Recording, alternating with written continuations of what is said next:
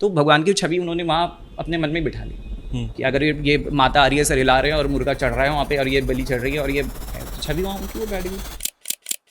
क्योंकि ना लोग बाग माँ काली के विग्रह से अभी भी कुछ लोग ना सोचने से डरते हैं कि हम अपने घर में रखें नहीं रखें, पर वो लोग ये नहीं समझते कि अगर माँ को माँ के तरीके से रखो तो वो तो माँ है ना। और ये बात मैं आपको बताना चाहूँगा कि बहुत ज़रूरी है। भैरव बाबा के मैंने उसमें सबसे ज़्यादा देखा है कि लोगों का ये है कि भैरव बाबा को कोई बकरा मुर्गा ये सब चढ़ा दो तो आपका काम जल्दी बन जाएगा। पर ये तो आप समझो कि हमारे शास्त्रों में पशु किसका लिखा हुआ है। लोग शास्त्र तो पढ़ना चाहता नहीं देखो कोई, पर जहाँ जो सुन लिया कि बलि देनी है तो पकड़ के लेके आ जाएंगे किसी को। और बहुत लोग ये भी बोलते हैं ना कि तंत्र में तो है ही है पर कि तंत्र उन्होंने समझा नहीं है ना। सबको क्या चाहिए कि थाली में परोस के भैया दे दो काली भैरव, ले भाई तेरे पास काली भैरव ले ले और तू जा अपनी साधना कर ले, जय श्री राम बोल ले। ये ऐसा नहीं एक मंत्र दे दो, एक मंत्र दे दो। मैं बोलता हूँ मैं भी सबको मंत्र दे दूंगा, ओम भैरवाय नमः बोल लो, चलो भैरव भैरव भी बोल लो, अगर माँ काली बोल लो ना तुम प्राप्ति कर लो। बिल्कुल। पर ये कोई करना नहीं चाहता।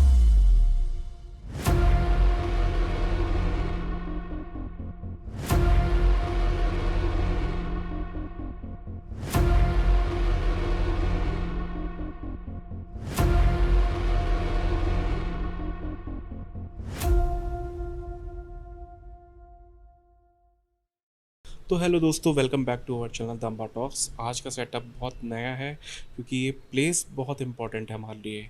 आज हम बैठे हैं वृंदावन में, तो बिना टाइम गवाए मिलते हैं अपने गेस्ट से। हमारे जो आज के गेस्ट हैं अभिषेक जी। अभिषेक जी कैसे हैं आप? जय माँ काली। जय माँ काली। धन्यवाद आपका बहुत बहुत ये समय देने के लिए और ये लोकेशन के लिए। ये लोकेशन बहुत सरप्राइजिंग था, हाँ। अनएक्सपेक्टेडली हो गया क्योंकि जहाँ ईश्वर चाहता है वहीं होता है। जहाँ राधा रानी ने चाहा वहीं पे होना है वो काम। बिल्कुल, ये भी एक तरीके की लीला ही है उनकी बिल्कुल। कि कहाँ वो चालू करना चाहते हैं तो वहीं हो सकता है उनके बारे हाँ में। तो जी। मैं चाहता हूँ कि पहले आप अपने बारे में बताएं कि आप कहाँ से हैं, किस चीज़ में आपकी एक्सपर्टीज़ है। नमस्कार, जय माँ काली। अगरनाथ दर्शन बाबा जी की जय। हमारा नाम अभिषेक है और हम लोग की जो शुरुआत हुई थी, हम उत्तराखंड से हैं, तो हमारी जो शुरुआत हुई थी वो बचपन से शुरुआत हो गई थी इस मार्ग में। जीवन में मतलब जो माँ काली और माँ भगवती का जो स्वरूप है वो बचपन से ही हमने उसको देखा है, उसकी पूजा करी है। क्योंकि उत्तराखंड में तो देखो हर एक ग्राम में हर एक घर में ना देवी देवता की पूजा होती है। तो हम उस देवभूमि से हैं कि जहाँ पे हमने वो आभास उस शक्ति का बचपन से ही किया है। तो हमारे मन में पहले से ही उसके माँ काली के प्रति बहुत एक वो थी भावना, मतलब उत्सुकता थी देखने की, उसको जानने की। पर देखो कारणवश अज्ञानता के वर्ष मुझे ये नहीं पता था कि माँ काली क्या है और काली क्या है। पहली बार तो माँ के रूप में मैं बहुत पागल था कि माँ माँ माँ माँ, मुझे ये लगता था कि जैसे मेरी माँ है ना वैसे ही वो मेरी माँ काली है। हुआ भी ऐसी। पर जब एक समय बीता, जब ये ज्ञान मतलब मेरे को गुरु के द्वारा और माँ तारा के द्वारा ये प्राप्त हुआ, तो तब हमें ये समझ आया कि जो माँ काली है और काली है और जो जो पराशक्ति, उनमें क्या फ़र्क है। तो यात्रा हमारी वहीं से शुरू हुई कि माँ से वो शुरू हुई और आज जिस स्थान पे हम बैठे हैं वो हम पराशक्ति के लिए बैठे हैं। आज जो हमारी वार्तालाप जो पूरा जो हमारा केंद्र होने वाला है वो पराशक्ति के ऊपर ही होने वाला है, उस परम ब्रह्मा के ऊपर ही होने वाला है। क्योंकि देखो एक जन्म में आपको और मेरे को वहीं जाना है। चाहे 20 जन्म में जाओ, चाहे 10 जन्म में जाओ, चाहे 100 जन्म में जाओ, जाना आपको वही। आप पराशक्ति को डिफाइन करेंगे कि पराशक्ति से क्या मतलब है आपका? पराशक्ति पराशक्ति ब्रह्मांड की वो शक्ति है जो निराकार है, जो निर्गुण है, जो राजसिक सात्विक और तामसिक गुणों से परे है। वो शक्ति है ना, उसका कोई आकार है, ना उसका कोई रूप है, ना उसका कोई रंग है, ना उसकी कोई ध्वनि है, ना उसका कोई नाद है। तो पराशक्ति को पहचानेंगे कैसे आप? बिल्कुल। तो पराशक्ति को पहचानने के लिए उसका साकार रूप, जैसे हमारे राधा रानी है, ठाकुर जी हैं, भैरव बाबा है, माँ काली है, भशान बाबा है। तो ये क्या है? शक्ति का एक साकार स्वरूप है जो हम सबके आगे है। जो हम लोग देख रहे हैं वो हमारा साकार स्वरूप है। पर साकार कहाँ लेके जा रहा है? अगर आप उसमें फंसे रह गए माँ काली में, तो क्या आप वो परम ब्रह्म तक पहुँच पाओगे, अपने अंदर देख पाओगे? क्योंकि कहते हैं कि यथा पिंडे तथा ब्रह्मांडे। ये पिंड हमारा जो शरीर है, कांच की काया है जो, ये उसी के कणों से बनी है, ब्रह्मांड के कणों से। तो इसके लिए मतलब जो हमारी यात्रा रही उस गुरु की कृपा ऐसी रही कि हमें मतलब वो ज्ञान उनसे प्राप्त हुआ। तो जीवन में तो पहले से ही हमने मतलब साधना पहले से ही हम कर रहे आ रहे हैं। पहले हम उपासना के स्वरूप में उसकी साधना कर रहे थे, अब एक साधना के स्वरूप में और सेवा के स्वरूप में हम उनके सेवा में आ गए हैं। बहुत ही सुंदर है आपकी ये बातें, क्योंकि ये जब बात माता काली की होती है या किसी भी देवी शक्ति की होती है तो मेरा दिल खुद ही इतना भर जाता है उनको लेके। तो इनको तो बारे में जितनी बात करते ना तो उतना ही अच्छा लगता है। मैं जानना चाहता हूँ कि आप जब आए इन सब चीज़ों में तो कुछ ऐसा इंसिडेंट हुआ आपके साथ में कभी, या आपने कुछ फेस किया कि इसमें एकदम से आपका मूवमेंट हुआ? नहीं, देखो इंसिडेंट तो बहुत सारे हुए, बहुत सारे इंसिडेंट, एक भी नहीं हुआ। मतलब अगर हम इंसिडेंट की बात करेंगे तो पूरा पॉडकास्ट उसी में निकल जाएगा। पर जो मेरे को पहले माँ के दर्शन हुए थे तो मतलब माँ का बहुत सुंदर स्वरूप था। वो माँ काली का स्वरूप था। जैसे जो शमशान काली होती है उनका स्वरूप था वो। पर जिन रूप में उन्होंने मुझे दर्शन दिए तो बहुत सुंदर रूप था वो, बहुत सुंदर रूप था। तो वो छवि मेरे मन में एक अंकित हो गई। अब मेरे मन में जिज्ञासा बढ़ गई कि मतलब क्या है, क्या है, क्या है, क्या है।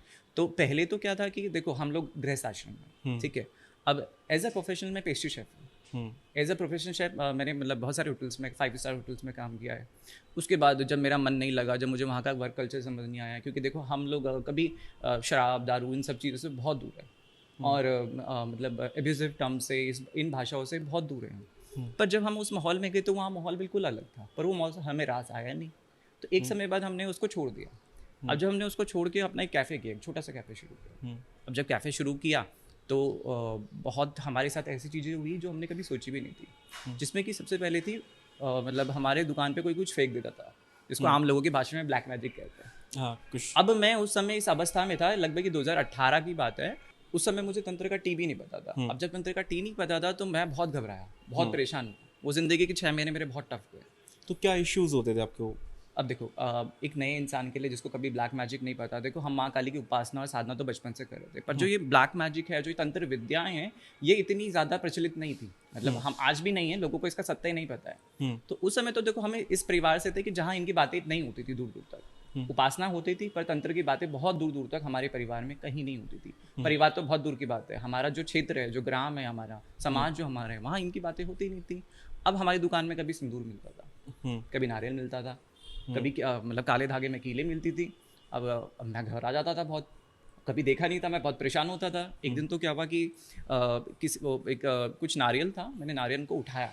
जैसे ही मैंने नारियल उठाया, मेरे मतलब छाती में इतना दबाव पड़ गया, इतनी खांसी हुई, इतनी खांसी, मेरी सांसें बंद हो गई। अब जैसे तैसे करके मैंने उसको अपनी दुकान से बाहर फेंका, क्योंकि करना तो था। लड़के थे, लड़कों से नहीं कराता। फिर मैं ऐसे कहा, मैंने जो भुगतूंगा मैं भुगतूंगा, मेरे अलावा कोई और नहीं भुगतेगा। अगर जो भी भूत प्रेत आएगा मेरे ऊपर आएगा, लड़कों के अलावा लड़कों के ऊपर नहीं आएगा। तो सफाई करके मैंने किया। तो मतलब मैं उस टाइम 6 महीने बहुत परेशान था। अब एक इंसिडेंट ऐसा हुआ मेरे साथ कि मैं दिन में सोया, अच्छा खासा सोया, रूम को लॉक करके सो गया। मैं जैसे उठा, मेरे पैर जाम हो गए। जाम मतलब पैरालिसिस। मेरे को पैरालिसिस का अटैक पड़ गया उस समय। अब पैरालिसिस का अटैक पड़ा, बहुत मतलब ऐसा था कि मैं बहुत रोया उस टाइम पे। उस टाइम पे मैंने माँ को याद किया। मतलब मैंने बोला, माँ देख, तूने मतलब यहाँ तक लेके आई है, तूने जो ये करा रही है ये भी तू ही करा रही है, इसका मतलब ठीक भी तू ही कर सकती है। तेरे अंदर वो क्षमता है, तू ठीक कर देगी। तो मैं बहुत रोया उसे, बहुत रोया उस पल पे। मैंने अपने पापा को फ़ोन किया, क्योंकि जो मेरा कमरा था वो थोड़ा घर से पीछे की तरफ था। पापा को फ़ोन किया, पापा लोग आए, सब परिवार वाले सब आए। अब दरवाज़ा बंद था, तो बिस्तर से पहले मैं नीचे लड़खड़ाते हुए नीचे गिरा दरवाज़ा खोलने के लिए। पहले इनका था दरवाज़ा तोड़ता, मैंने दरवाज़ा नहीं तोड़ना, मैं आ रहा हूँ। तो मैं रेंगते रेंगते गया, चटकनी खोली, शुगर है चटकनी बीच में लगा रखी थी, चटकनी खोली, सब आए, सब बहुत परेशान हुए। ऐसी स्थिति मेरे साथ हुई। फिर माँ की कृपा से देखो वो ठीक हो गया उस समय, पर वो समस्या बनी रही। क्या हुआ उसके दौरान, मतलब जो वो 6 महीने थे, ऐसा भी स्थिति आई कि जब मेरे घर वालों ने बोला कि इसको पागल खाने एडमिट कराना पड़ेगा।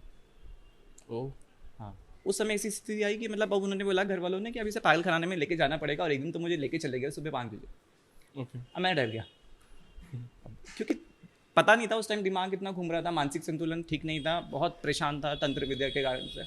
तो मैं को सुबह लेके गई वो, और मैं डर गया कि मुझे पागल खाने एडमिट कराने लेके जा रहे हैं। ठीक है, तो फिर जबकि वो पागल खाने लेके नहीं गए मुझे पर घर में ऐसी बातें चल रही थी। उसके बाद वो मुझे किसी के पास लेके गए, तो कोई पंडित थे, तो उनके पास लेके गए। तो उन्होंने बताया कि इसकी दुकान में कुछ हो रखा है। जब उन्होंने बताया, वापस आए, तो थोड़ा मेरे को मतलब युवा शांति मिली। उसके बाद मैं एक नानी बोलता था मैं उनको, एक नानी थी, तो उनके पास गया। उनके ऊपर पीर बाबा आते थे, तो उनसे मुझे बहुत सहायता मिली। उस स्टेज में वो 6 महीने का जो अंतराल था, उन्होंने मेरा इलाज किया, उन्होंने मेरा उतारा किया, जो मैंने कभी नहीं देखा था कि नाखूनों के माध्यम से, कि नाखून के धूल मिट्टी के माध्यम से, चीज़ों के बालों के माध्यम से उन्होंने मेरा उतारा किया। उनकी अपनी विद्या थी। तो वहाँ जाके मेरी पीर बाबा की तरफ ज़्यादा रुचि बढ़ गई। पीर बाबा की तरफ जब मेरी रुचि बढ़ी, तो मतलब मैं वहाँ पे ये 6 महीने 7 महीने की बात है, तो 3 महीने में वहाँ कंटिन्यू गया। हर बृहस्पतिवार को मैं जाता कि वहाँ पे माथा टेक के आता था। अब जब मैं वहाँ हर बृहस्पतिवार को जाता था तो मेरे मन में बहुत एक बढ़ गया मतलब। अब एक बात मैं आपको बताता हूँ, जिसने मेरे लिए किया ना वो आज भी ये पॉडकास्ट सुन रहा होगा, ठीक है। पर फर्क देखो, अब जिंदगी का फर्क देखो, जिंदगी का खेल देखना आप, कि उस समय मैं बहुत घबराता था, आज मैं इस अवस्था में हूँ, मैं किसी को तंत्र सिखा सकता हूँ।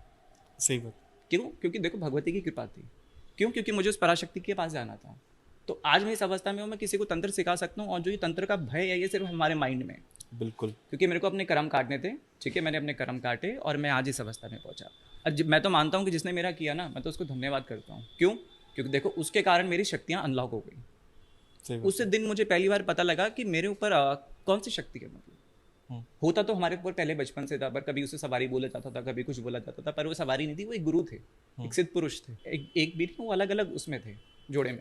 तो जब उनसे चेक कराया तो उन्होंने बोला कि दुकान में किया हुआ, तो उन्होंने बताया नहीं कि मतलब क्या चीज़ भेजी थी एग्जैक्टली? नहीं, उन्होंने ऐसा नहीं बताया, मैंने पूछा भी नहीं, क्योंकि मुझे पता भी नहीं था उस बार, उस समय मुझे पता नहीं था कि ऐसा भी पूछना होता है। मुझे पता था कि ये कौन कर रहा है, पर हम देखो सामने से किसी को बोल नहीं सकते, क्योंकि तंत्र विद्या ऐसी है कि अपने घर में छुप के कर रहा है, किसी को पता भी नहीं लगेगा। वो कैमरे में आता भी नहीं था, वो कहीं से दीवार कूद के कहीं ऐसी जगह से आते थे, क्योंकि कैमरे नीचे की तरफ थे, हमारा फ्लोर में ऊपर था, वहाँ ऊपर कैमरे नहीं थे, तो वो डाल के चले जाते थे।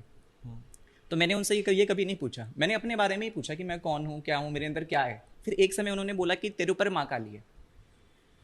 अच्छा, अब उन्होंने घर वालों को बुला दिया मेरे कि तेरे ऊपर, जब आखिरी समय की बात आ गई, अब ये 3 महीने जब खत्म हो गए, तो ये आखिरी समय की बात आ गई कि भैया तेरे ऊपर माँ काली है, अब तेरे को अपने घर में से स्थान देना है। तो घर वालों ने मना कर दिया कि माँ काली को स्थान नहीं देना, क्योंकि घर वाले हमारे कहते हैं इन चीज़ों से बहुत दूर है, कोसों दूर। उनको ये होगा कि हाँ कुलदेवी हमारी ये है। नहीं, हमारे वहाँ पे हमारे परिवार में क्या है कि मेरी जो दादी थी उन पे बहुत ऐसी चीज़ें होती थी। तो मेरे घर वाले इतने, मतलब पापा लोग मेरे, इतने चाचा लोग इतने परेशान हुए कि उन्होंने हाथ खड़े कर दिए। मतलब उन्होंने क्या क्या नहीं किया, मुर्गे भी दिए, कबूतर भी दिए, कौवे भी दिए, सब कुछ किया उन्होंने अपनी तरफ से, पर मेरी जो दादी थी उनका इलाज नहीं हो पाया। ठीक है, तो उनका ना विश्वास उठ गया पूरा। मतलब वो सत्संग वाले हैं, बट वो इस मार्ग में, मतलब विश्वास ऐसा टूट गया कि बोलता है भगवान तो बस वही है नाचने वाला और वो मुर्गे मांगने वाला।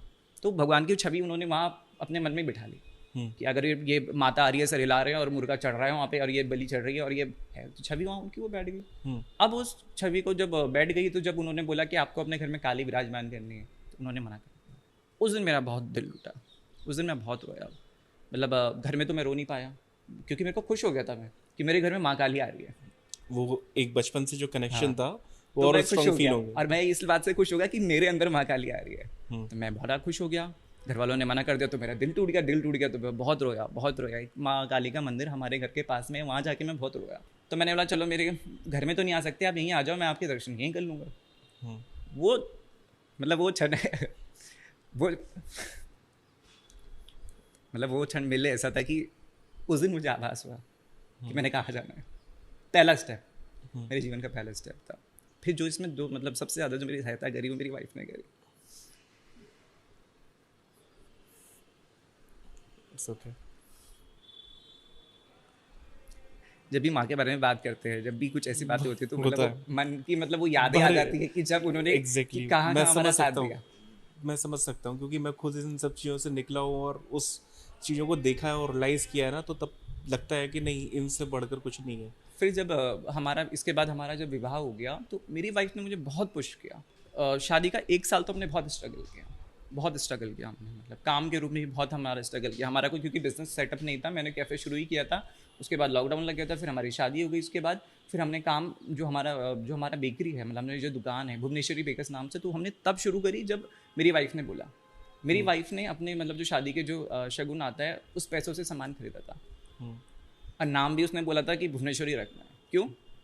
क्योंकि माँ भुवनेश्वरी का नाम है, माँ प्रकृति से जुड़ी हुई है, और जो प्रकृति से जुड़ा है वो आगे बढ़ेगा ही बढ़ेगा। बिल्कुल। तो उसने वो नाम वहाँ निर्धारित कर रखा था। मेरी नानी का नाम भी भुवनेश्वरी है, पर हमें उस टाइम पता नहीं था, ये ज्ञान नहीं था। तो उसने मुझे बहुत फोर्स किया। पहले मैं नहीं था, मतलब ऐसे, पर जब उसने मुझे आभास कराया इन चीज़ों का, क्योंकि वो क्या थी, मेरे से ज़्यादा स्पिरिचुअली एक्टिव है। वो बैठे बैठे यहाँ सबका बता देगी अभी करती, कि मतलब ऐसा कुछ नहीं है कि ऐसा कुछ कर रही है, पर बैठे बैठे उसे पता लग जाएगा क्या होने वाला है और कैसे होने वाला है। तो उसने मेरा बहुत सपोर्ट किया इसमें। उसने मुझे धक्का मारा, एक माँ काली ने धक्का मारा था कि जब मेरा दिल टूट गया था, और एक धक्का मेरे को उसने मारा। उसकी वजह से आज मैं इस स्थान पे बैठा हूँ कि मेरे पे माँ तारा की कृपा हुई। माँ तारा की जब कृपा हुई और गुरु की कृपा हुई, तब मुझे पराशक्ति का ज्ञान हुआ। तब मुझे ये समझ आया कि पराशक्ति क्या है, कैसे है और क्यों है, और उसको पाने के लिए आपको साकार रूप की सेवा करनी है। और ये बात मैं आपको बताना चाहूँगा कि बहुत ज़रूरी है कि अगर आपके पास सेवा है, चाहे माँ काली की हो, भैरव बाबा की हो, लड्डू गोपाल जी की हो, युगल किशोर जी की भी हो, किसी भी मशान बाबा की सेवा अगर आपके पास है, मतलब साकार से निराकार तक बहुत जल्दी पहुँच जाओगे। बिल्कुल सच बात है। तो यही वो रास्ता था, मतलब जहाँ मुझे पता लगा। और इस रास्ते में मेरी वाइफ के बाद जो मेरे को सहायता करी वो मेरे गुरु ने करी। उन्होंने मेरा जीवन पलट दिया। ये स्टेप आया फिर एक, क्योंकि ये स्टेप वाइज हुआ सर। बिल्कुल। फिर उसके बाद मेरे जीवन में गुरु आए। गुरु के आने के बाद मेरे जीवन में माता तारा आई, जिनसे मुझे ज्ञान बहुत प्राप्त हुआ, जिनसे मैंने बहुत वार्तालाप करी। बामा खेपा के बारे में मैंने मतलब बहुत चिंतन किया बामा खेपा के बारे में। मतलब बामा खेपा ने मेरे अंदर वो ज्ञान जगा दिया, क्योंकि हमारा एक ही सिद्धांत है कि अगर आपको भगवान तक पहुंचना है तो उसके भक्तों पकड़ लो। अब माँ तारा के सबसे बड़े भक्त बामा खेपा हैं। आज के समय भी तारापीठ में अगर कुछ भोग लगता है तो पहले बाबा खेपा को लगता है। पागल कहते थे उनको, बामा खेपा, पागल बाबा। तो वो जो ज्ञान था वो उन्होंने मुझे प्रदान करा। उसके बाद सबसे बड़ा टर्निंग पॉइंट, आज जो मैं ये वस्त्र पहन के इस अवस्था में बैठा हूँ, जो वो राधा रानी की वजह से बैठा। तो देखो शुरुआत कहाँ से हुई। शुरुआत हुई माँ काली से। इसके बीच में गुरु आए। इसके बीच में एक और स्टेप आया कि जब हम काशी गए, तो काशी में क्या हुआ, मुझे वहाँ शमशान काली के दर्शन हुए। तो शमशान काली के मुझे दर्शन हुए तो मेरा मतलब तो मैंने वहाँ पे अपने बाल छोड़ दिए। मतलब उन्होंने दर्शन दिए और उनकी मतलब ऐसी आज्ञा हुई कि मैंने वहाँ पे अपने बाल छोड़ दिए। उसके बाद से मैंने बाल नहीं कटाए कभी। मतलब कभी मतलब वो एक तप के रूप में, एक साधना के रूप में मैंने वहाँ पे उनको त्याग कर दिया, क्योंकि ये आज्ञा उन्हीं से मेरे को शमशान काली से हुई थी। फिर उसके बाद आया फिर वृंदावन में। अब वृंदावन में जब राधा रानी के दर्शन हुए, उन्होंने मुझे मेरे जीवन का उद्देश्य बता दिया कि तेरे जीवन का उद्देश्य क्या है। उन्होंने बता दिया कि तू मतलब तेरे को क्या करना है और कैसे करना है और कब करना है। ये बहुत पुरानी बात नहीं है। राधा रानी के मतलब मैं वृंदावन कुछ लगभग 6-7 महीने पहले आया था। इससे पहले हम लोग करते थे, पर एक वो लक्ष्य नहीं था हमारा। आज हमारा लक्ष्य पता है क्या है? आज हमारा लक्ष्य है कि सबको बताना कि शक्ति क्या है, और सबको बताना कि आपके घर में शक्ति का वास होना चाहिए। चाहे आप हो, चाहे वो सुनने वाले लोग हों, चाहे कोई भी हो, हर घर में शक्ति का वास होना चाहिए। इसके बाद हमारा एक उद्देश्य है कि जो माँ के प्रति, शक्ति के प्रति मतलब लोगों ने जो एक गलत धारणाएं बना ली हैं, क्योंकि रिप्रेजेंट ही वही किया है ना, काले कपड़े वाले हैं, तंत्र कर रहे हैं, काला जादू कर रहे हैं, और ये काली वाले रिप्रेजेंट ही यही किया है। तो उसका खंडन करना हमारा सबसे बड़ा एक उद्देश्य है। और हर घर में शक्ति भी है ये चीज़ बहुत इंपॉर्टेंट है, क्योंकि ना लोग बाग माँ काली के विग्रह से अभी भी कुछ लोग ना सोचने से डरते हैं कि हम अपने घर में रखें नहीं रखें, या ऐसे चीज़ें हमारी कुलदेवी रुष्ट तो नहीं हो जाएंगी, या ऐसा नहीं हो जाएगा। पर वो लोग ये नहीं समझते कि अगर माँ को माँ के तरीके से रखोगे तो वो तो माँ है ना। बिल्कुल माँ है, तो वो सबकी माँ है, सबकी माँ है, और किसी एक की तो ना है। अगर आपकी कुलदेवी अलग है या आपका मन उनमें बसता है, तो इट मीन्स ये नहीं है कि वो हैं या वो हैं।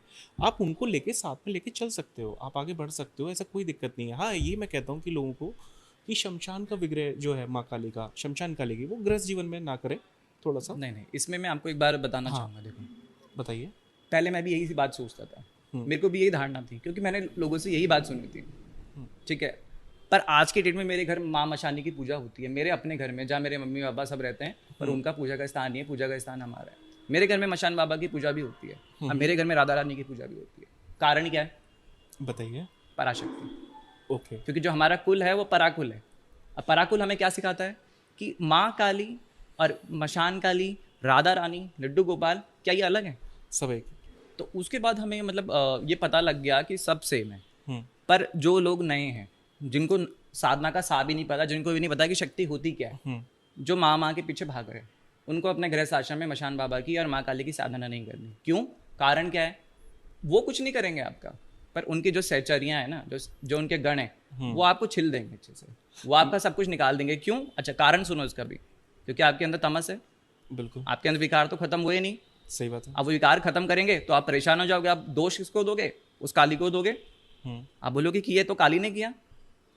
तो इसीलिए अज्ञानता लोगों की धारणा होती है। जो मैं ये बात कह रहा था ना गृहस्थ जीवन में शमशान साधना के लिए, वो उस पॉइंट पे मैं यही कह रहा था कि अगर आप माँ को आह्वान करोगे, माँ तो आ जाएगी, माँ से कोई दिक्कत नहीं है, पर माँ के पीछे जो चलने वाला जो समूह है, क्योंकि सबसे वो आएगा ना, तो वो जाएगी तो चली तो जाएगी, पर कुछ चीज़ें एंटिटीज है। अब ये तो वो वहाँ पे कहीं ना कहीं आदमी स्टक नहीं। हो जाता है अगर वो पूरी तरह निपुण नहीं है उन चीज़ों में। इसी के लिए हमारा ये मकसद है, हाँ। मतलब हमारा यही मार्ग है इस कि लोग शक्ति के बारे में जागृत हो जाए, हाँ तो उस पराशक्ति के मार्ग में लोग चलें। क्योंकि देखो, आज आपका अगर बच्चा है ना, और उसने ये बात अगर सीख ली, ये साकार और निराकार, और उसने उसने अपने अंदर बोध कर लिया, तो क्या कभी वो जीवन में मात खाएगा?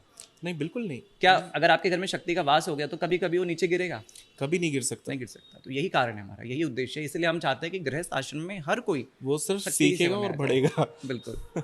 तो यही एक यात्रा थी हमारी, जो हमें मतलब आज यहाँ तक लेके आई। अच्छा है ये, क्योंकि ये यात्रा में ये बहुत चीज़ें इंपॉर्टेंट है, क्योंकि जब तक अगर आपका विज़न क्लियर नहीं है ना, तो फिर आप भटकते हुए चलते रहो तो उसका कोई मतलब नहीं है। तो हमारा विज़न जो है वो क्लियर होना चाहिए कि हमें कहाँ तक पहुँचना है, कहाँ तक ट्रैवल किया और किस किस रूट से हमें जाना है।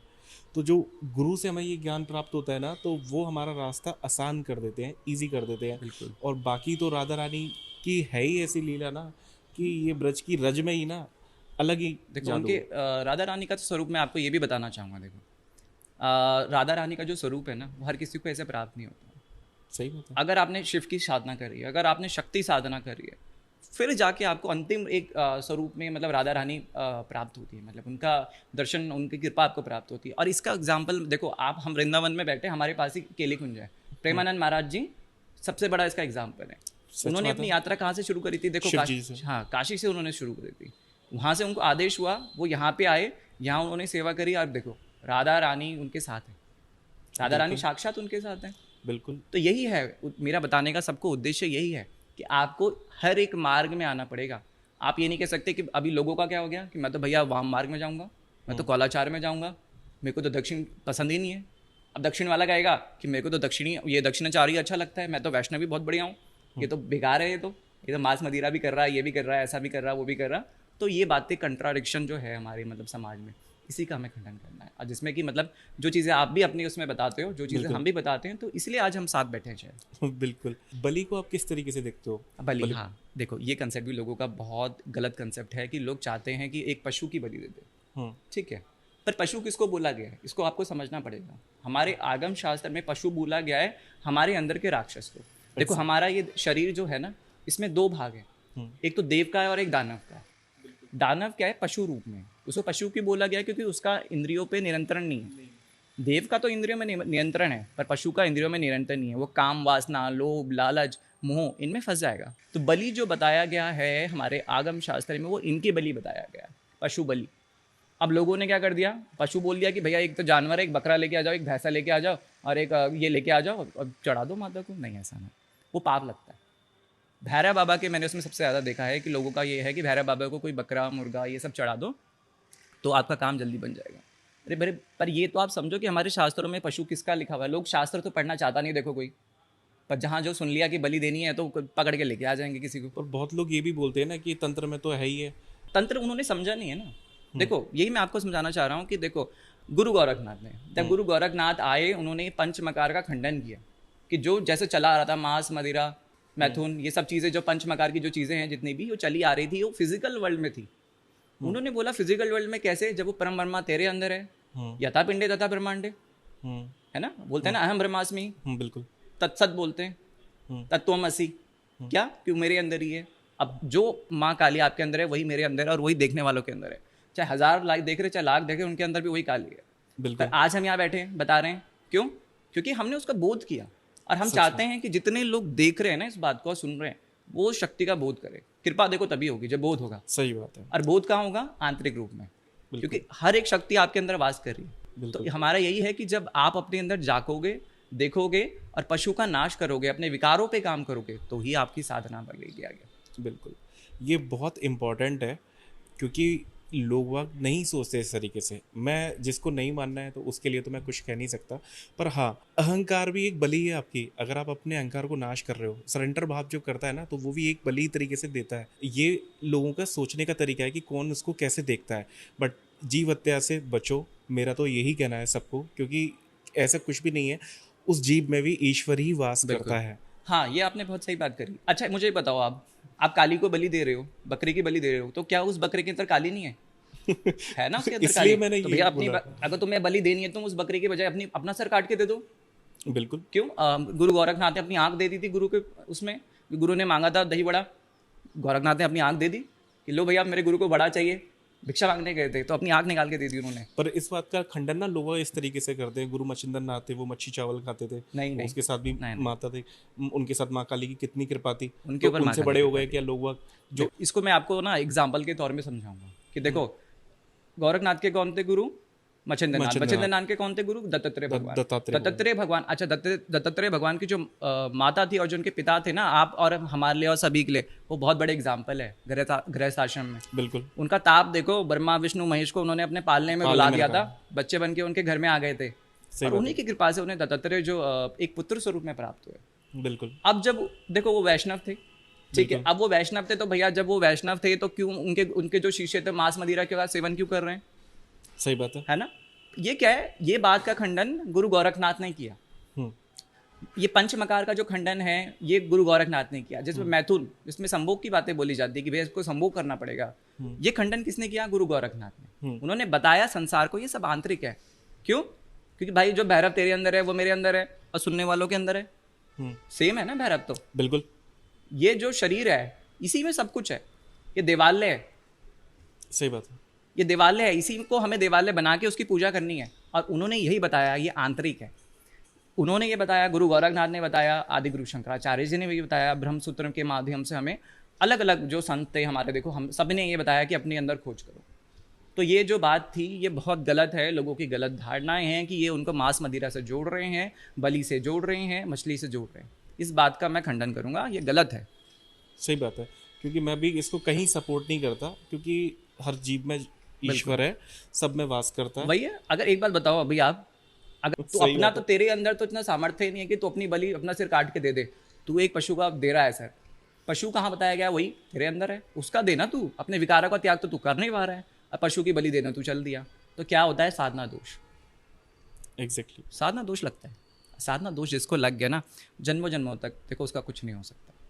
आप फिर से जिस चक्र से आप निकलना चाहते हो, आप उसे घूम फंस जाते। फिर के वो उसी में आगे ये लूप अटक है, जाओगे। इसको मैं कैसे समझाता हूँ? मैं आपको भी समझाता हूँ इसको। देखो समझना, एक पति और एक पत्नी है। बिल्कुल एक पति ने अपनी पत्नी में बहुत अच्छा अत्याचार किया, ठीक है। अब जो भी लेडीज इसको सुन रही हैं बहुत ध्यान से सुनना है इसको, बात को, बहुत इंपॉर्टेंट है कि आपके पति ने आप पे बहुत अत्याचार किया और आप परेशान हो गए और आपने भगवान को बोला कि ऐसा जन्म देना कि मैं भी इसको ऐसे तड़पाऊँ, ऐसे परेशान करूँ। हुआ वही, अगले जन्म में जो पत्नी थी वो पति बन गई और जो पति था वो पत्नी बन गया। अब इन्होंने क्या किया? अब पहले जो पत्नी थी जिसने जितना दर्द सहा था एक जन्म में, अगले जन्म में उतना दर्द उसने अपने पति रूप बन के पत्नी को दे दिया। अच्छा पत्नी को दे दिया, अब उसने भी बोल दिया कि अगले जन्म में मैं भी तेरे को ऐसी सजा दूंगी कि तेरे को भी ऐसी भोगना पड़ेगा। इस जन्म में तो मैं भोग रही हूँ। अब क्या था, जो पहले जन्म में पत्नी थी तीसरे जन्म में वापस वो पत्नी बन गई, जो पहले जन्म में पति था वो वापस वो पति बन गया। तो ये क्या एंडलेस लूप है? सही बात तोड़ोगे कैसे इसको बताओ? सही बात है। तोड़ने का क्या उपाय है? निकलना तो बस केवल है कि नाम जप नाम और जप। ईश्वर का ध्यान करते हुए आप इससे बिल्कुल, निकलो, नाम एक जप। सात्विक मार्ग पे और ईश्वर का नाम लेते हुए दूसरों की क्योंकि सेवा आज करते की हुए डेट में आप देखो चले वही है कि जाओगे, तो वही आप कमा लोगे। यही आपको निकाल के लेके जा सकता है, नहीं तो और कोई रास्ता तो है नहीं। बिल्कुल, आज के डेट में तो हमारी गृहिणियाँ कितनी परेशान है इस चीज़ से को लेके। सही बात है। देखो मैं इतने लोगों से बात करता हूँ ना, इतनी महिलाओं से और गृहिणियों से हमने बात करी है, तो हमें बहुत दुख पहुंचा है इस बात का कि एक गृहिणी की इज्जत नहीं होती है घर पे। सही बात है। तुम भैरव साधना कर रहे हो और तुम अपनी पत्नी को छोड़ के किसी और के पास जा रहे हो, भाई तेरे को कैसी साधना लग सकती है भैरव की? अभी मेरे पास आया था कोई जो भैरव साधना कर रहा था और उसका संबंध किसी पराई स्त्री से था।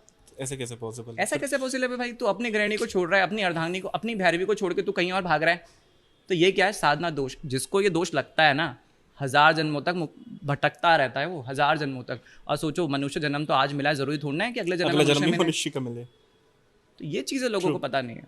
शमशान को आप किस तरीके से देखते हो? क्योंकि देखो बहुत लोगों का मानना ये है कि ये अपवित्र है, वहाँ से जाके हम किसी का अंतिम संस्कार करते हैं तो स्नान वगैरह सब कुछ करते हैं कि भाई स्वच्छ होने के लिए। दूसरी चीज़ ये है, एक नज़रिया ये भी है कि वो 5 तत्व वहाँ विलीन हो रहे हैं, किसी की चिता जली है तो वो वहाँ पर समर्पित हुए हैं, तो उससे ज़्यादा सुंदर और पवित्र जगह है नहीं। महादेव वहाँ वास करते हैं, जो महादेव ने वो अपनाया जो दुनिया ने छोड़ दिया है ना। तो आपका नज़रिया कैसा? नहीं, ये आपने बहुत अच्छी बात बोली। देखो संसार में संसार ने जिसको त्याग दिया उसको महादेव ने ग्रहण कर लिया, चाहे हमारे किन्नर हो चाहे हमारे अघोरी हो, है ना। अघोरियों के सबसे बड़े गुरु जो हैं वो अपने मशान बाबा ही हैं। देखो हमारे लिए शमशान सबसे पवित्र स्थान है। जैसे आप अपने मंदिरों में जाके पूजा करते हो, हम शमशान में जाके पूजा करते हैं। क्योंकि मुझे पता है कि अगर वो देवालय में किसी गर्भगृह में नहीं है तो पर वो वहाँ पर है, मतलब वो शमशान में वास करते हैं।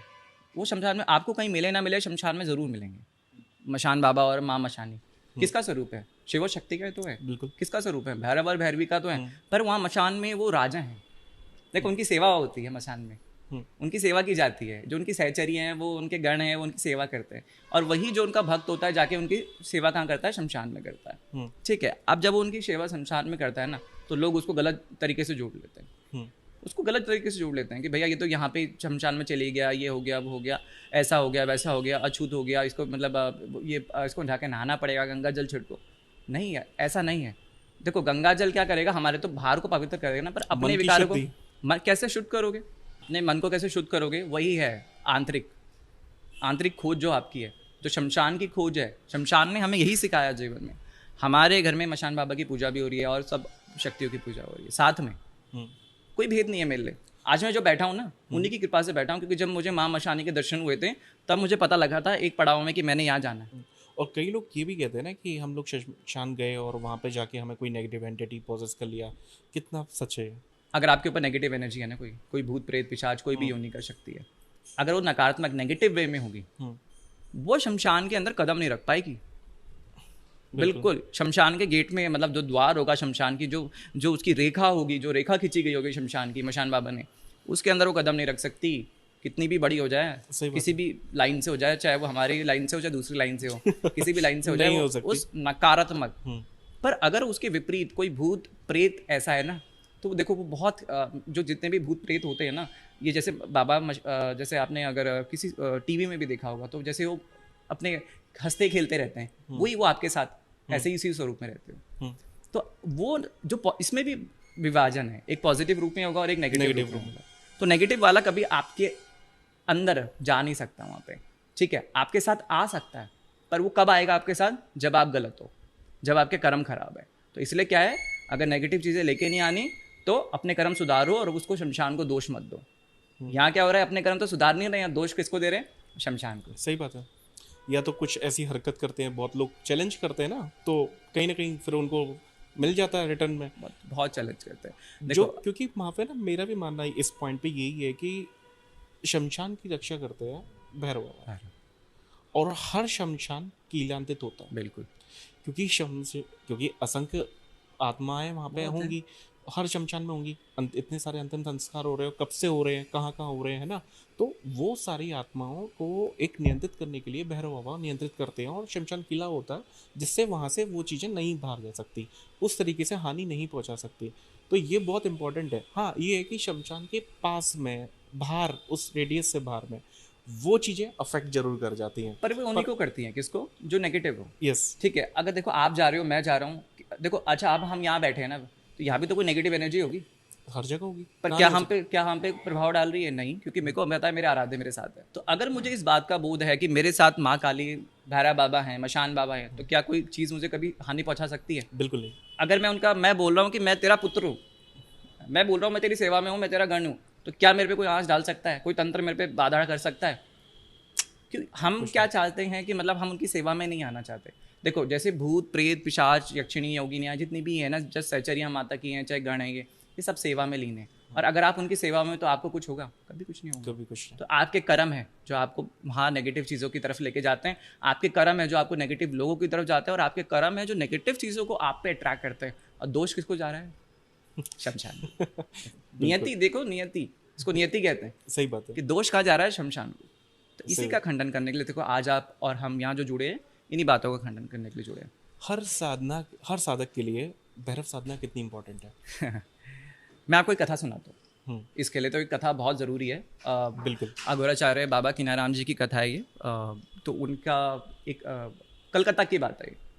उनका एक शिष्य था जो उनकी बहुत सेवा में था, लीन उनकी सेवा में रहता था। उसका नाम था हिरण मुखर्जी।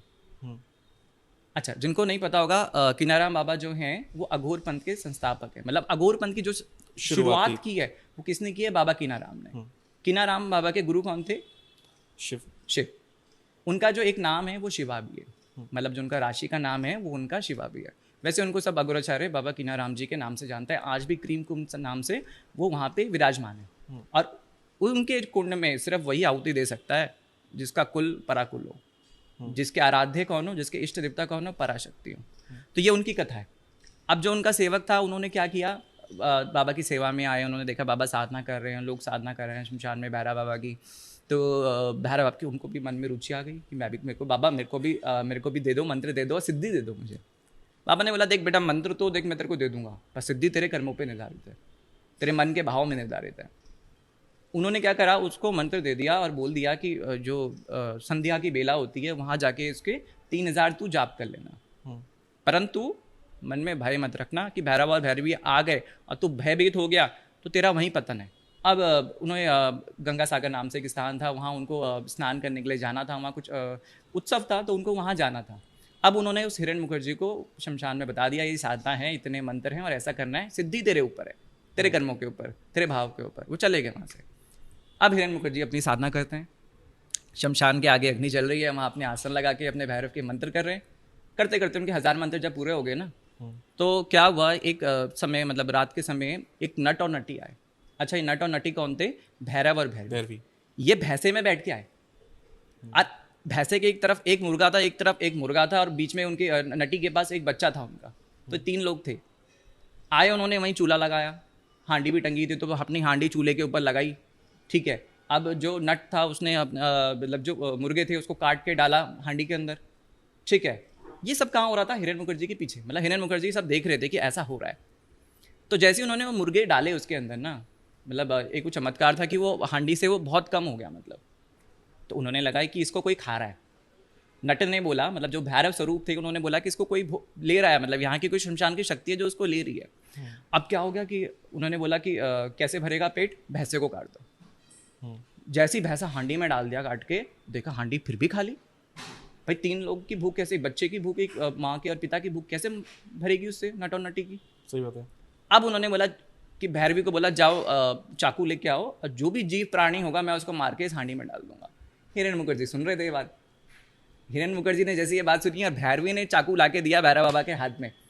ठीक है, नट, क्योंकि नट स्वरूप में थे, वो अलग स्वरूप में थे। ठीक है, हिरण मुखर्जी अपना मंत्र छोड़े, 1000 मंत्र हुए थे पूरे, बचे थे अभी 2000 और भागे।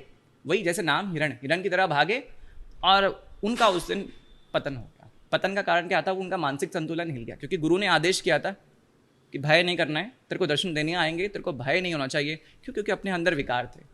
और जब ये हुआ तो ग्राम में के पहले के समाज में क्या था कि जो पागल हो गया उसको एक दरिया के पास बांध देते थे। 6-7 महीने बीत गए थे, वो पागल बन के ऐसे घूमते रहे, भटकते रहे, उनको एक दरिया के पास जाके बांध दिया। वहीं उन्होंने अपना शरीर त्याग किया, गिद्धों ने और चीलों ने उनका शरीर को नोच दिया।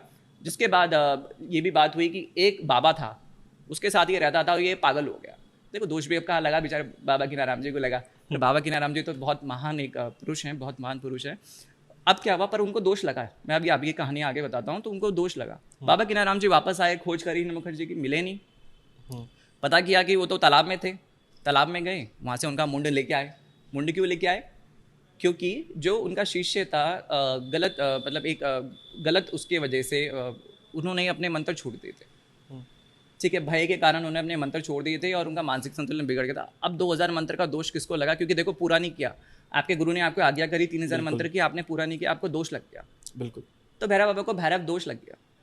ठीक है, भैरवी दोष लग गया। उसके लिए उन्होंने उस कपाल से उनकी साधना करी, जो मंत्र छूटे थे उसको पूरा किया और दोष से वो मुक्त हो गया। तो ये कथा देखो हमें क्या सिखाती है? यही सिखाती है कि भैरव बाबा कौन है, क्या है और कैसे है। और दूसरी बात कि भैरव बाबा के जो मार्ग में चलता है वो भयभीत कभी हो नहीं सकता। बिल्कुल। साथ में अगर गुरु ने कह दिया ये तेरे लिए ज़रूरी है तो ये तेरे लिए ज़रूरी है, इसके तेरे लिए ज़रूरी नहीं है तो ये तेरे लिए ज़रूरी नहीं है, उसे वहीं छोड़ना है हमें। लोग गुरु पे विश्वास करते नहीं है, देखो आजकल। सही बात। ठीक है, गुरु ने बोला कि ऐसा नहीं है, अभी तेरे लिए आवश्यक नहीं है, तो लोग कहेंगे कि यार ये तो बेकार बोला है, दूसरे के पास चले जाओ। आप मेरे पास आए, आपने बोला मेरे को भैरव करने में लगा, यार आपके पास, आपके लिए ना भैरव साधना सही नहीं है, अभी आप दूसरी शक्ति की साधना कर लोगे। आप क्या मेरे को छोड़ के कहीं और चले जाओगे? सही बात है। ठीक है, तो गुरु की बात कोई मानना नहीं चाहता। तो ये कथा हमें यही सिखाती है। इसके बाद जैसे आपने बोला भैरव कैसे हर एक साधना से जुड़े हैं, हर एक साधक के लिए क्यों इम्पोर्टेंट है, इसको ऐसा समझना। भैरव के नाम से भा, रा और वा।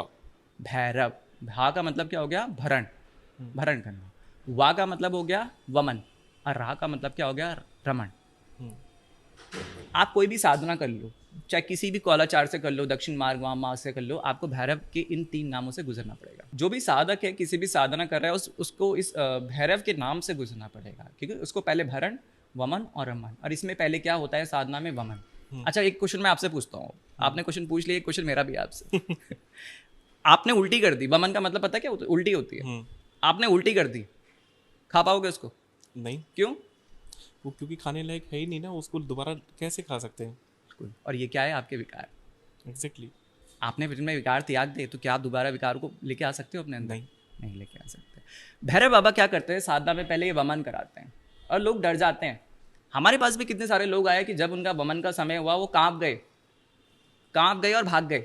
और इल्जाम किस पे लगा दिया कि भाई ये तेरे को तो आता नहीं है, तुझे तो पता नहीं है क्या होती है साधना। लोग यही कहते हैं कि तुम्हें पता नहीं है, हाँ, पागल हो जाते हैं। और बहुत किस्से ऐसे बड़ों से भी सुने ना कि भाई ऐसे साधना के चक्कर में पड़ गया था, वो पागल हो गया उनका लड़का, या ऐसे वैसे। और सुनने की बात तो बहुत दूर है, मैंने अपने खुद एक्सपीरियंस किया है। जब जिसका वमन होता है वो बहुत डर जाता है। पर भाई डरना क्यों है? तो भैरव साधना कर रहा था, आया तो तू भैरव साधना के लिए था ना, तो क्यों तू हिरेन मुखर्जी बन रहा है? तो तेरे को डरना नहीं चाहिए ना। अब आ गया जो इस वमन से थोड़ा आगे बढ़ गया, अब होता है भरण। देखो आज जो हम ज्ञान की बात कर रहे हैं, ठीक है, आज हम ये तंत्र शास्त्र की, भैरव की और भैरवी की जो भी वार्तालाप हो रही है, ये क्या है? भरण, भरना। बिल्कुल। यहाँ पे एक चीज़ मैं आपको बताना चाहूँगा कि भैरव दोनों रूप में बढ़ते हैं, आंतरिक और भौतिक रूप में।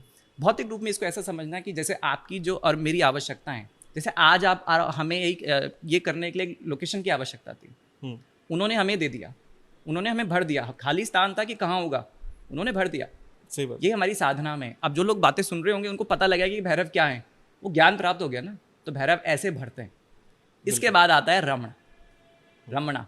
रमणा मतलब रम जाना। जैसे हमारे राधा रमणा है, राधा रमन जी हमारे, उनके नाम में। इसी प्रकार से आपको किस में रमना है? शक्ति में। क्यों? क्योंकि भैरव किसकी साधना में, किसकी सेवा में? माता की सेवा में, शक्ति सेवा में। इसका मतलब आप कोई भी साधना करो, चाहे माँ ललिता की करो, 10 माँ विद्याओं की करो, चाहे काली की करो, भैरव की करो, शमशान की करो, राधा रानी की सेवा करो, ठाकुर जी की सेवा करो, कोई भी बता दो मुझे। चाहे आप हिंदू ना हो, चाहे मुसलमान भी हो, पर भाई पहले तो तेरे को विकार तो देखो। हिंदू मुसलमान के लिए वो जाति पात थोड़ा ना देखता है, वो तो मिटाना ही पड़ेगा, वो तो मिटाना ही पड़ेगा। तो किसी भी उसमें हो आपको ये भैरव से गुजरना पड़ेगा। इसलिए हर एक साधक को है मतलब ज़रूरी, पर ये उन्हीं के लिए ज़रूरी है जो उसके मार्ग में चलना चाहते हैं। और इसके साथ एक और क्वेश्चन है मेरा, क्योंकि जब बात भैरव बाबा की हो रही है, जब आपने साधना करी भैरव बाबा की, क्या एक्सपीरियंस हुए? भैरव बाबा की साधना के बहुत अच्छे एक्सपीरियंस हुए, क्योंकि देखो उनकी, जब मैंने आपको बताया, जब उन्होंने दर्शन, मैं वो पूछना चाह रहा हूँ, जो ये दिखाते हैं ना, अच्छा, उस टाइम पीरियड पे जो फील कराते हैं, ये जो फील कराते हैं, देखो, फील से मेरा मतलब है फियर तक का। अच्छा। नहीं देखो, इतनी मेरे पे गुरु की कृपा रही कि कभी मैंने फियर, मतलब मेरे को भय नहीं हुआ। संकोच कभी कभी होता है, मन टूट जाता है जब चीज़ें परिस्थितियाँ नहीं होती हैं, पर वहाँ मेरे गुरु मतलब मेरा मार्गदर्शन करते हैं। हमारे गुरु ने अभी समाधि ले ली, पर वहाँ वो अभी भी आंतरिक रूप में हमारा मार्गदर्शन करता है। बिल्कुल। कितनी परिस्थितियाँ ऐसी आती है कि जहाँ हम हमें हिम्मत हार जाते हैं। देखो, हम एक इंसान है, आप भी एक इंसान हो, और हर कोई सुनने वाला एक इंसान है, तो उसे परिस्थितियाँ तोड़ेंगी, आपको और मुझे तोड़ेंगी वो परिस्थितियाँ। पर अगर मुझे पता है मेरे साथ भैरव है, मैं कभी टूटूंगा नहीं। तो ये कृपा मेरे ऊपर पहले से रही। मैं तो अंधा विश्वास करता था। एक किस्सा और मैं इसमें जोड़ देता हूँ विश्वास को, जैसे अनुभूति आ रही है जब ये बात हो रही है ना। मेरे एक भाई का एक्सीडेंट हो गया था, छोटे भाई का, ठीक है। अब वो मम्मी के साथ जा रहा था, तो उसको पीछे से गाड़ी ने टक्कर मार दी थी किसी ने, और उसका मतलब वो कोमा में, मतलब मरने वाला था। मेरे को उस टाइम ये कुछ नहीं पता था बातें, पर मेरे को कीड़ा था किसका? माँ काली का। मैंने, यार काली जब है साथ में, कुछ हो सकता है उसको। डॉक्टर ने भी बोल दिया था कि अब नहीं बचेगा, मतलब ये कर रहे हैं, मतलब हॉस्पिटल में लेके, एक हॉस्पिटल से दूसरे में, तीसरे में लेके गए। जहाँ तीसरे में इलाज हुआ, ऑपरेशन हुआ, डॉक्टर ने बोला देखो चांसेस तो है नहीं, पर हम अपनी तरफ से कोशिश करेंगे जितनी हो सके, क्योंकि छोटा था वो, उसकी गलती नहीं थी, क्योंकि टक्कर मार के चले गया था। तो डॉक्टर ने अपनी तरफ से पूरा प्रयास किया। मेरे अंदर कीड़ा था तो हो नहीं सकता कुछ, पागलपन था मेरे अंदर, एक जुनून था, और वो हुआ ऐसा। आज वो है जीवित, भले उसका उस एक्सीडेंट के बाद जीवन परिवर्तन हो गया हो, ठीक है, वो उस प्रकार से ना हो, पर वो आज है, उसके पास मौका है उसके पास आज। उसने अपने एक जो एक शरीर था उसको त्याग दिया, नया शरीर उसने धारण कर लिया, नई आत्मा में आ गया, नया एक मौका है उसके पास। तो मेरे जीवन में मतलब मुझे ऐसी परिस्थितियों से मतलब जो भी चीज़ें होती हैं घटी, उनसे थोड़ा कभी ऊपर नीचे हुआ, पर जब भी ऊपर नीचे हुआ तो वहाँ भैरव बाबा ने, माँ मशानी ने, अलग अलग स्वरूपों ने मेरी सहायता की।